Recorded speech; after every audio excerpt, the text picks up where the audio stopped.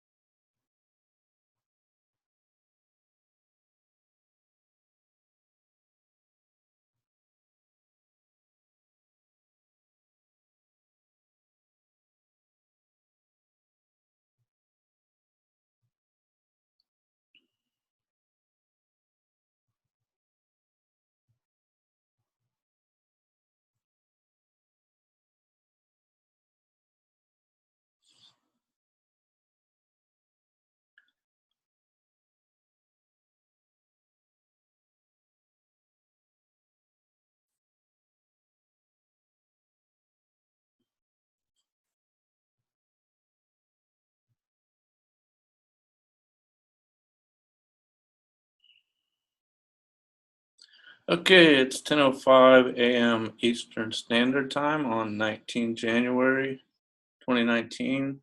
I'm Dr. Dana Hudnall here to present this presentation, and I'll begin now. This is Module 1 of LTI 9500. The agenda, we'll talk about, well, first we'll go through introductions, which we'll probably skip today. Why focus on federal NIST RMF, the ITMRA, FISMA, an NSS system versus a non-NSS system, NIST special publications, certification and accreditation, which is now ANA, authorization and assessment, JTFTI, the risk management fundamentals, enterprise risk management, information system risk management framework, privacy, and business communications. First, introductions. As I said, I'm Dr. Dana Hudnall. I've been around for quite a while. I've been working in some form of information assurance for probably 20 years, and I've been in security for well over 30 years. My bio is posted on CLAND or CLANED. Okay, so why do we focus on the NIST RMF and FedRAMP? This is one answer. Employers are hiring NIST RMF practitioners for a few reasons.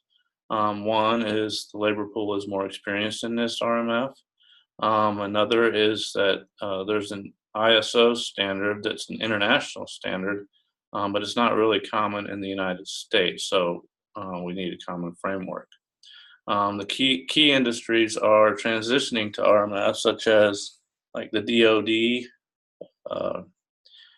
IC organizations, Defense Health Agency, financial services, automotive, pharmaceutical, you name it, they're all transitioning to NIST RMF, and hopefully we'll be able to describe why they're doing that here in the next few slides. Answer number two, HIPAA in the medical field, HIPAA is a requirement both in the private and the public sectors. With the use of the RMF standards, that takes care of a lot of the requirements, most of the requirements in the HIPAA Act, and so health organizations are turning to NIST RMF for answers to those requirements in HIPAA. So why FedRAMP? Cloud security is becoming a big deal. I'm sure everybody knows that. FedRAMP uses the NIST Special Publication 800-53, which lists over 800 controls that you can pull from in order to ensure that your system is secure in the cloud environment as well as other environments. Okay, so now we're going to talk about the ITMRA, which is the Information Technology Management Reform Act of 1996. It's part of the Klinger-Cohen Act. It provides for greater accountability for IT acquisitions. And then the IT areas that's addressed in this ITMRA is efficiency, security, privacy of federal computer systems. Some of the key provisions of the ITMRA are they define several terms, including information technology and a national security system, which we'll be talking about as well. And this also designated the OMB as a focal point for promoting IT management. Key provisions require that there's a chief information officer appointed for each executive agent. There's a design and implemented a capital planning investment control process from the ITMRA. And then the ITMRA directed NIST to provide standards and guidelines for federal computer systems. Any questions? No. We want to hear from you. The more interactive the class is, the more we all learn, including me. So ask questions, take notes, and add to the discussion where you think you can do that, or where you feel that you can do that. There's no dumb questions. There's no dumb input. We're all here to learn, including me. Although I'm in this field, I have plenty to learn. Okay, so the Federal Information Security Management Act, FISMA. So FISMA was put into place in 2002. It was a federal law that came out in 2002. It brought attention within the federal government to cybersecurity and explicitly emphasized a risk-based policy for cost-effective security. So if you remember back, if you've been around a while, to right around 1999, 2000, we started seeing information security a little bit, and so then they came out with this FISMA Act, which kind of got the ball rolling for that. FISMA has directed NIST to develop standards and guidelines. This comes with minimum requirements for providing adequate information security for all agency operations and assets. Okay, so now this technically doesn't apply to national security systems, which kind of sounds odd, but that you'll see more about that and how that pans out with different organizations. So FISMA defines a framework for managing information security that must be followed for an information system used or operated by the federal government, contractors that work for the federal government, or other organizations on behalf of federal agencies. So this framework is further defined by standards and guidelines developed by NIST. NIST has tons of special publications that provide for guidance and inventory information systems, categorization of information systems, security controls that can be used for your information, risk assessments that should be conducted for your information systems, the security authorization process for the information system, and then finally, once all that has taken place, you go into the continuous monitoring process where you're constantly monitoring your system based on a continuous monitoring plan that guidance comes from NIST on that. Okay, so FISMA 2014. In 2014, FISMA was updated. The title changed from Federal Information Security Management Act to Federal Information Security Modernization Act. So a few changes there. I actually have tons of notes on the changes, specific changes that have taken place on that. If you would like those notes, I can give them to you, but it would take a while to go through them in this presentation. So I'll just touch on key areas of the changes for FISMA. And in the updated 2014 FISMA, there was a role introduced for the Secretary of the Department of Homeland Security. There was changes in reporting requirements. It added cyber breach notification requirements, and it eliminated inefficient and wasteful reporting. And there's other new additions and changes, which I said I have tons of notes on. Okay, what's an NSS and what's a non-NSS? Okay, so an NSS, if you look at the very first reading material in your Clan Ed reading, you'll see a law called 104-106. That pretty much defines the difference between an NSS and a non-NSS system. Also, there's a NIST, required reading for NIST Special Publication 800-59, which describes the difference between the two systems.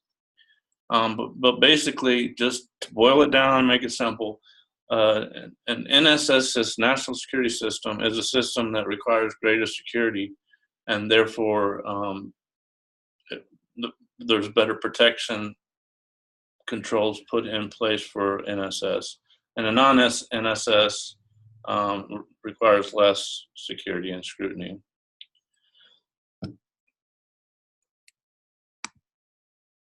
Okay, so the three authorities for NSS and non-NSS systems: the Secretary of the DHS is responsible for non-NSS systems. Secretary of the DOD is responsible for non-intelligence NSS systems, and the Director of National Intelligence is responsible for intelligence in SS systems. Any questions? No.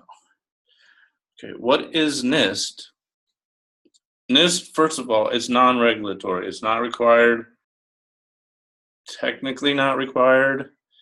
The NIST publications are designed to be guidance. However, you would not be very productive in securing your system if you didn't go by the guidelines that were presented in this documentation, because they are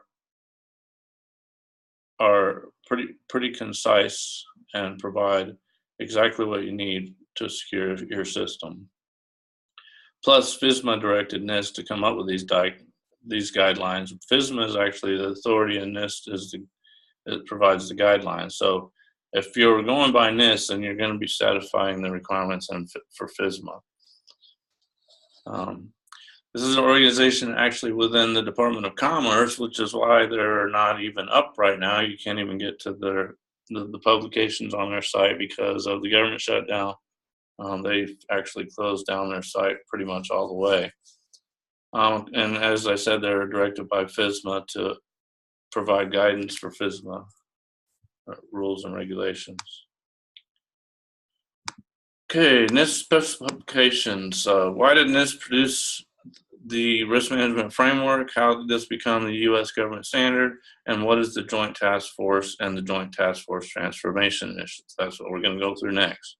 First of all, the NIST produced the risk management framework in order to provide a common framework throughout all of the organizations that require these systems to be secure. You'll see which organizations we're talking about in the next few slides, but for the most part, it was to standardize the process for information assurance and information security. So the NIST RMF today, background and context. So it was certification and accreditation before. Now it's assessment and authorization under the risk management framework. When the FSMA was enacted, there was a CNA process for, at minimum, the civil government systems, DoD systems, which used IACAP, CNSS system, which used NIACAP, and intelligence systems. Now, I've actually worked in all of these environments where I've had to switch between systems that were under the DIACAP and systems that were under the NIACAP, and the systems that were under DSCID 6/3. It was very cumbersome just trying to figure out what the difference in the processes were between, say, a DoD system that goes by DIACAP and an intelligence system that goes by DCID 6/3. The concept was the same, but the procedures were just completely different. So the NIST risk management framework, as you'll see, combined all of these processes and made one standard framework. And like I said, the key here was there were several different processes throughout the U.S. federal government. So this task force took all of the different branches, so to speak, DoD, intelligence community, and other government agencies, looked at the processes and pulled them all together to create one common framework that came out in the NIST documentation and resulted in the risk management framework, as you can see here. So that was the Joint Task Force Transformation Initiative. This team was comprised of the Department of Defense, the ODNI, the CNSS, and NIST components, which all got together to standardize the process of securing information systems. There were 7 transformational goals of the Joint Task Force. You'll see these here.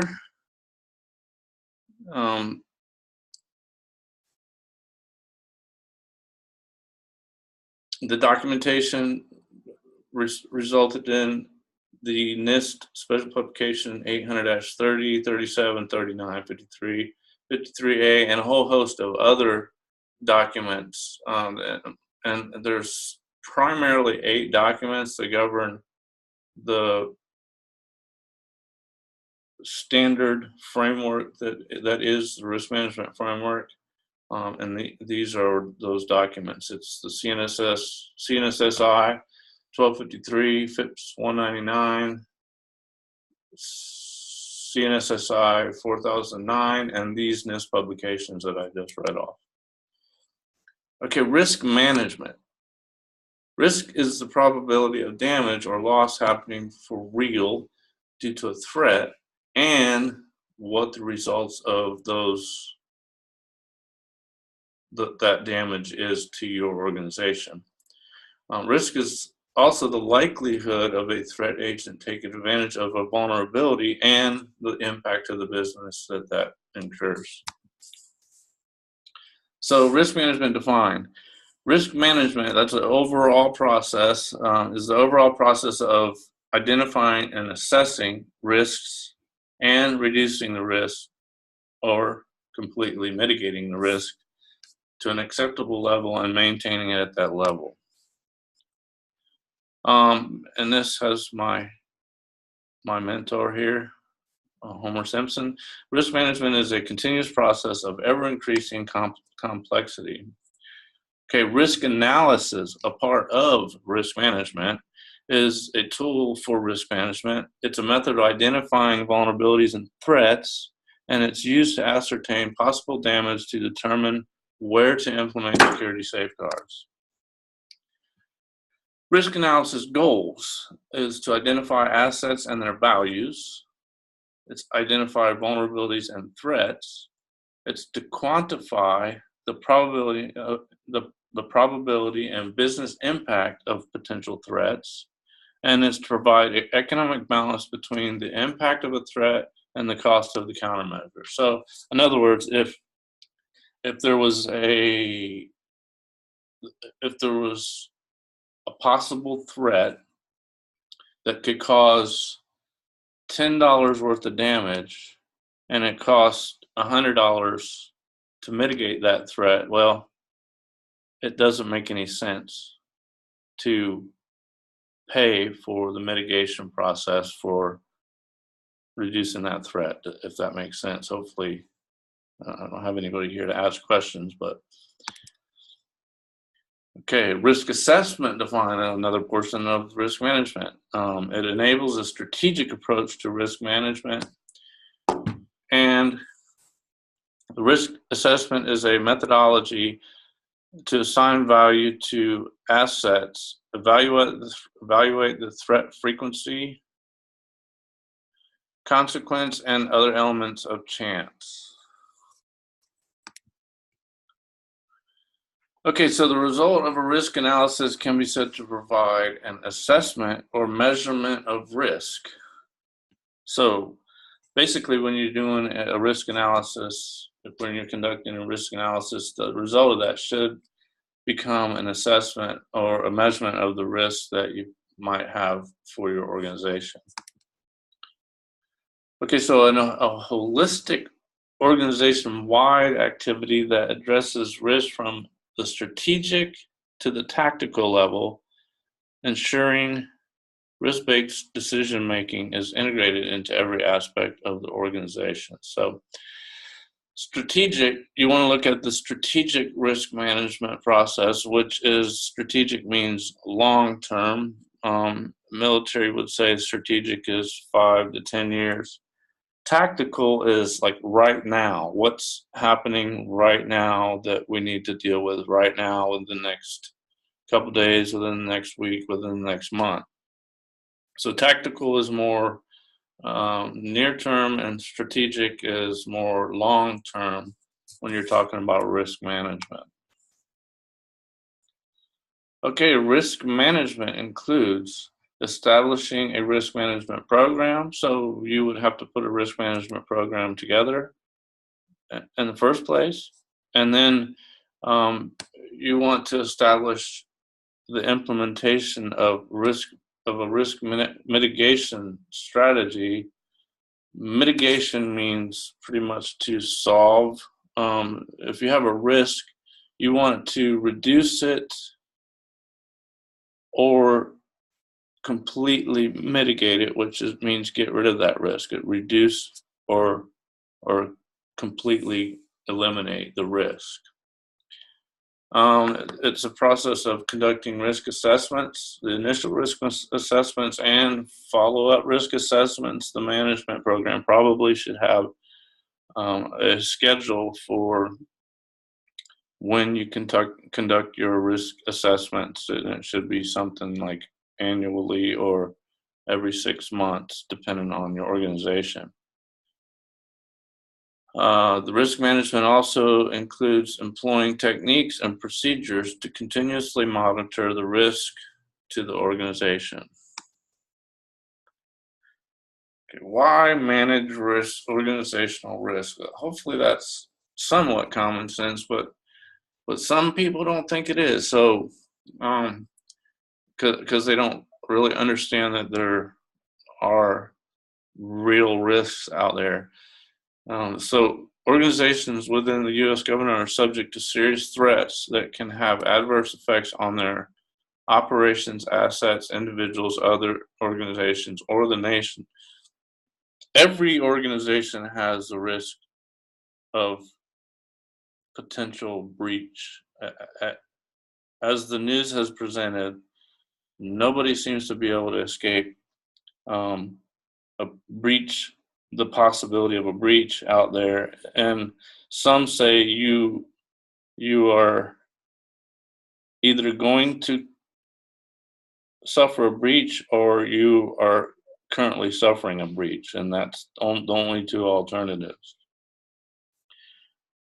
Attacks on the U.S. government agencies are generally well organized. They're state sponsored, like countries like Russia and China and Iran are all constantly trying to breach our systems, whether they be intelligence systems, medical systems, or SCADA systems. SCADA systems are constantly under attack. SCADA systems being those systems that control electricity and water and whatnot. Those are very vulnerable and constantly under attack. But all systems are constantly under attack. Financial systems, government systems, health organizations, they're all under attack pretty much constantly. Successful attacks on public and private sector organizations can result in harm to U.S. national and economic security interests. So these attacks could harm the nation. They can harm the specific organization, and they can severely damage the economic security of our nation. Okay, enterprise risk management. You'll probably see ERM a lot. This is a enterprise take on risk management that provides a holistic approach to protecting the entire enterprise from the risks that are presented not only on the information systems but enterprise-wide.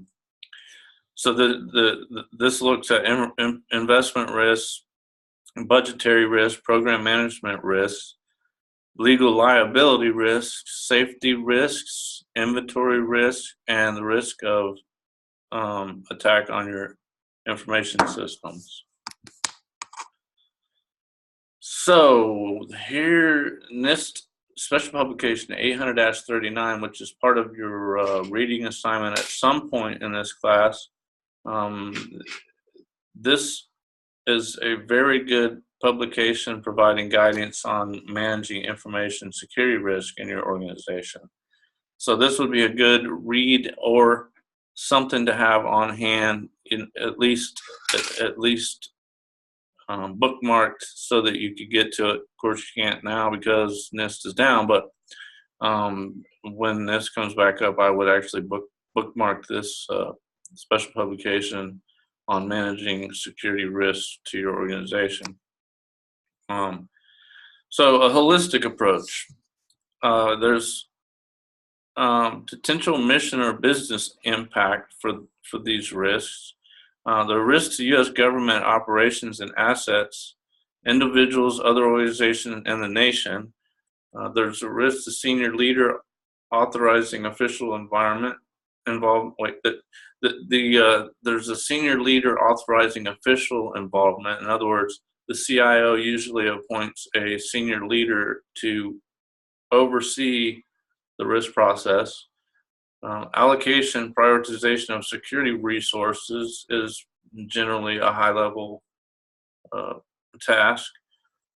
Consideration of other types of risks is also the holistic approach.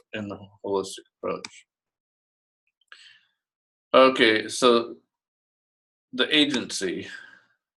Okay, managing risk from a holistic approach. So we just went over the particular risks for different organizations. So this is an agency that that's setting up a strategic goals and objectives, and the holistic view of what this might look like. So they look at the entire agency. They look at the mission, business processes, and from there, they look at the information systems that are working these business processes. And there's a three-tiered approach here that comes from this holistic approach. And this is in the process of developing a risk management strategy. So the risk in tier one, there's the risk executive function, risk assessment methodologies, risk mitigation approaches, risk tolerance, risk monitoring approaches, and this all links to the ISO 27001. So this is the task that would be completed during the tier one for the overall organization. Tier two looks at the mission business processes, as you saw in the previous graphics. So this step includes mission and business processes, information flows, information categorization, and that means categorizing what information, say, is more important or more critical to the organization, and what information might be more sensitive that needed to be protected, so like proprietary for a private organization, or even classified for a government organization. Information production strategy, information security requirements, and linkage to enterprise architecture. That's the tier two tasks that are completed. And tier three looks at the specifically at the information system. This has a linkage to the SDLC, the System Development Lifecycle. That needs to be part of this. The information security categorization, the selection of security controls, security control allocation and implementation, security control assessment, risk assessment, and then continuous monitoring. So basically, we just went through the risk management framework.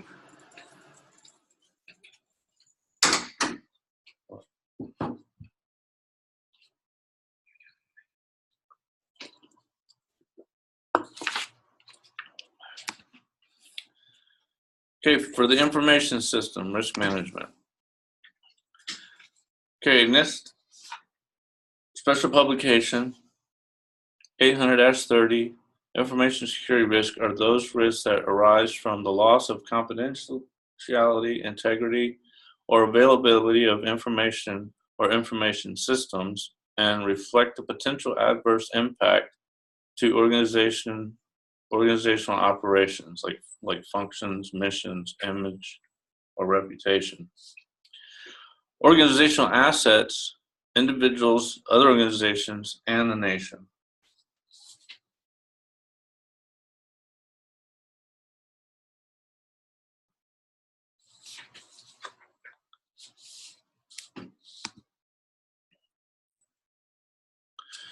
Okay, information security risk management. Management manages security risks from the perspective GPS signal lost. of operation and use of information systems.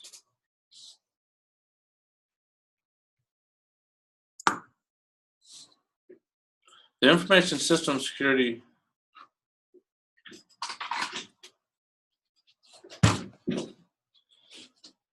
so the information security risk management process balances need for protective measures with mission requirements and business concerns. Okay, information security risk management. For a system-level risk management program to be successful, the organization needs to conduct. They have to first have to conduct a risk assessment of the entire organization, but specifically what we're talking about here is on the information system. The risk assessment for the organization is a little bit different and broader than the information systems risk assessment.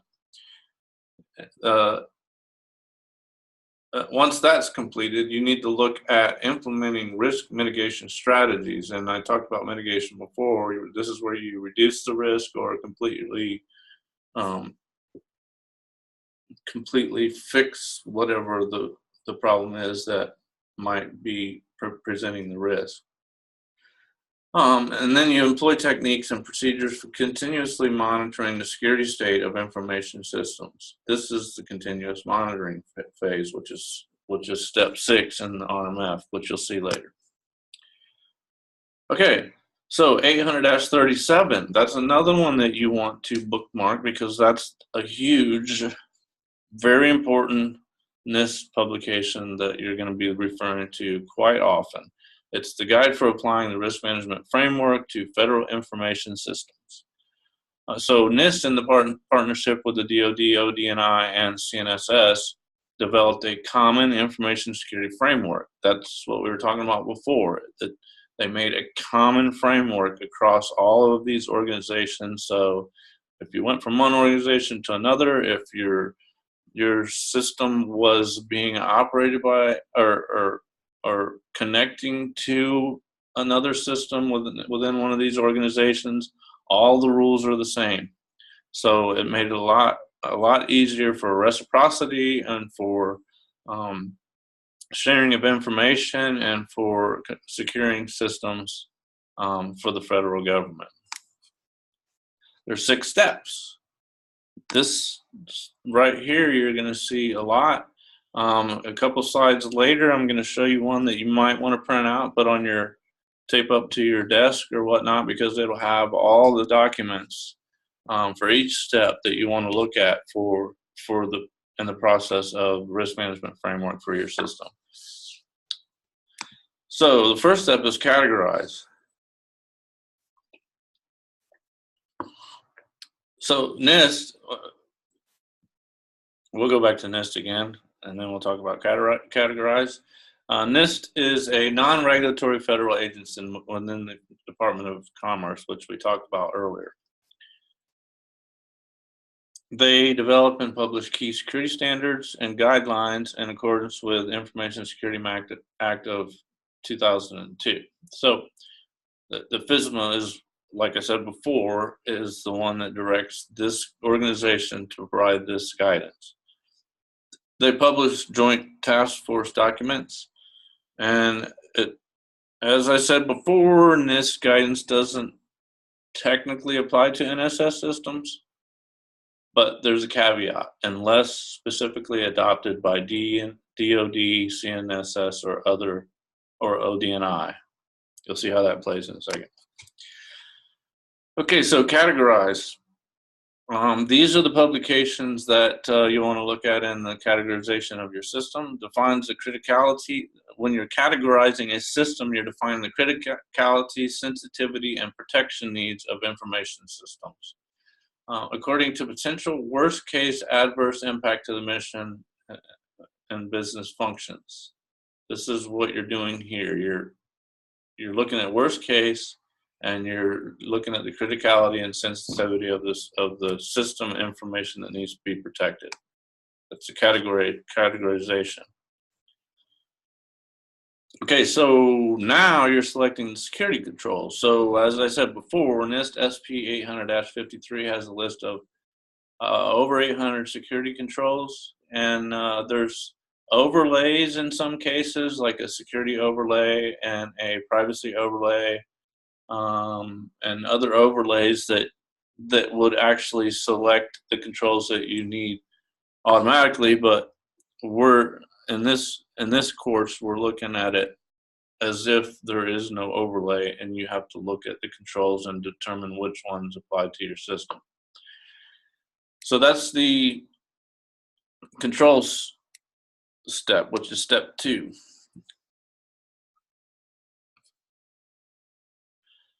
So also here, you want to implement security controls. Wait, no, now we're in the implementation phase, which is step 3. So in this phase, after you've selected the security controls, you want to go to NIST 800-37, which is the one that tells you how to implement a risk management strategy for implement the risk management framework for your system. And then another big pub is the CNSSI 1253. You really want to bookmark those two. And in the implementation stage, you implement the security controls within an enterprise architects using sound system engineering practice and apply security configuration settings.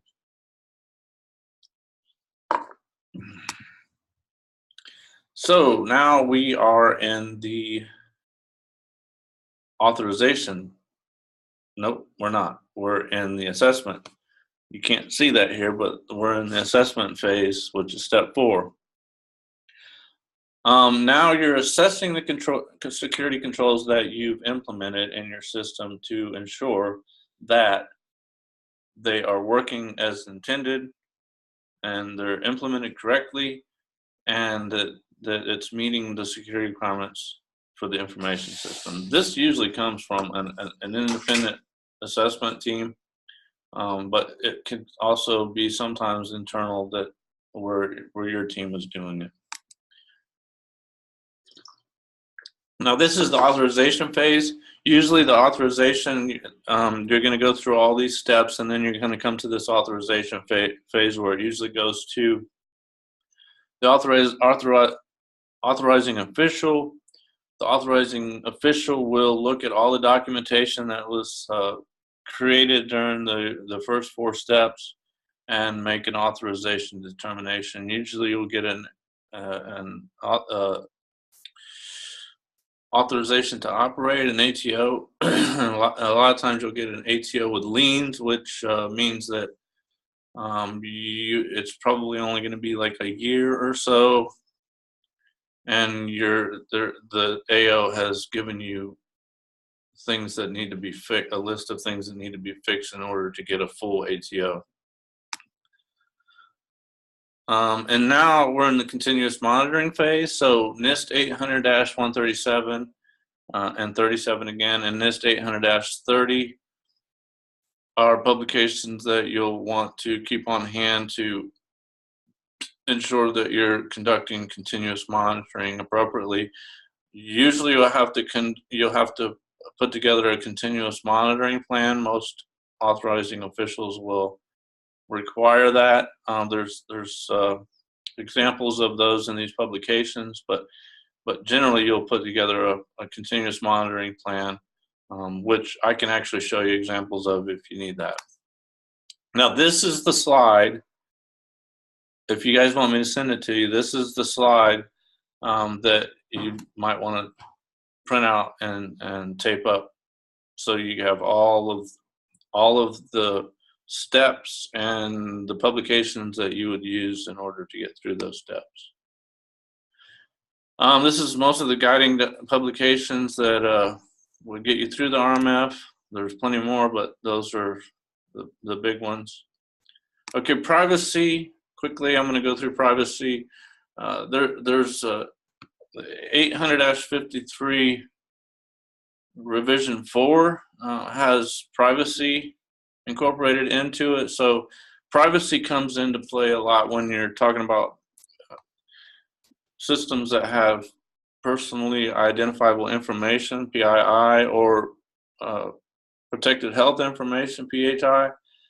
So there's now privacy controls in 800-53 that you would select from if you needed to do that for your system. Okay, so some of the key laws for privacy that have been there for quite a while, but now they're actually in the 800-53. Privacy Act of 1974, the E-Government Act of 2002, HIPAA, which we talked about before, and there's a Children's Online Privacy Protection Act, which is COPA, that you could actually Google that and it'll come up. I don't know, I can't remember if that's part of our reading. Another one that's not listed here is new. It's a high-tech. It's another privacy law, high-tech, that just came out. Mandates are, these are the two governing publications for privacy. Like I said, here's NIST 800-53 revision 4, which has the security and privacy controls. Protecting PII. PII is any kind of information that would identify a person, social security number, name, or any combination of different pieces of information on an individual that would identify a person. Sometimes it gets kind of difficult, and you have to get a government, like a higher up decision on whether it's PII or not. But most of the time, it's pretty straightforward what PII is. Here's some of the examples of what PII would be. Like here's a good one. Mother's maiden name. If somebody just had your mother's maiden name and it was Smith, well, that's not going to identify you. But that in combination with something else would be PII. Okay, so PII identified here, and then there's PII and there's sensitive PII. Sensitive PII requires further protection, and if you're working in a health organization, this will come into play. Usually you're not going to see sensitive PII, but if you want to know more about that, just talk to me, because I used to work for the DHA. Here's the difference between PII and sensitive PII, if you wanted to know that. Privacy threshold analysis. Okay, so any company with a system that's incorporating a system has to do a privacy threshold analysis. This results in a privacy impact assessment that then flows into a system of records notice. Any system that has PII or protected health information on it is required to have a system of records notice. That's a big fine if you have PII or PHI and you don't have a SORN, just FYI. The purpose of the PTA is here, but it's to identify whether a system actually has PII or PHI on it. The privacy impact assessment, that's probably a 6 or 7 page document that you have to fill out, and then that feeds into the system of records notification. These are the privacy controls that came out of the new revision on 800-53. So that's the final section for this particular module. I'm sure there's not going to be any questions because there's nobody here. Actually, this would have been probably a little bit longer than an hour because there are 2 virtual field trips in this presentation, but they didn't come to play because nobody was here for me to give the links to. But I can give you those links if you would like to have them, and you're looking at this now. I can send you those links. One of them is a really short presentation from one of my favorite guys, Eli the computer guy, on risk assessment, especially enterprise risk assessment.